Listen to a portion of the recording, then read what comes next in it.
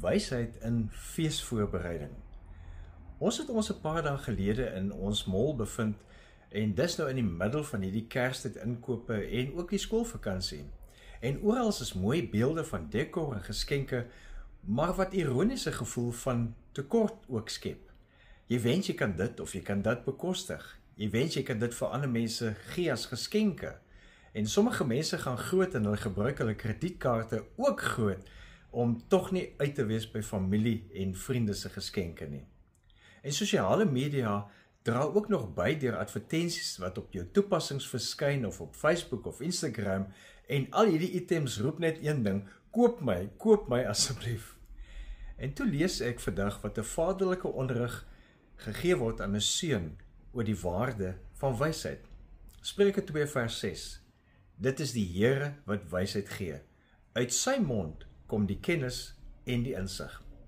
En hierdie vers herinner my toe daaraan dat ware wysheid nie in uiterlike prestasies of items lê nie, maar in God se leiding. Ons word herinner dat wysheid nie bloot uit menslike slimheid kom nie, of die weergawe van mooi items nie, maar is 'n gawe van God.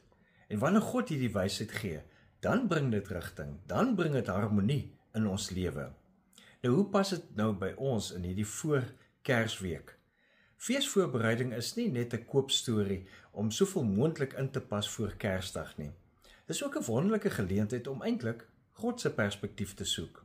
Hoewel jy beplan en kyk vir uiterlike vierings en versierings, berei jy ook innerlik jou hart voor vir die kosbare herinneringe en vir die kosbare verhoudings. En dit lei tot groter emosionele welstand. Dit dra by tot menslike florering. Jy stel jou in vir die vreugde van, hoe gaan ek betekenis beleef? En so word Kersfees se voorbereiding 'n geestelike geleentheid waarin God se wysheid jou lei na vrede en na dankbaarheid. Prakties kan jy net 'n oomblik stil raak en dink aan 3 waardes wat regtig vir jou in hierdie tyd saak maak. En dan kyk jy hoe kan jy in die volgende paar dae hierdie 3 waardes elke dag uitleef. Dis as dit ware jou goud, wierook en mirre vir die Christus. Leef geïnspireerd.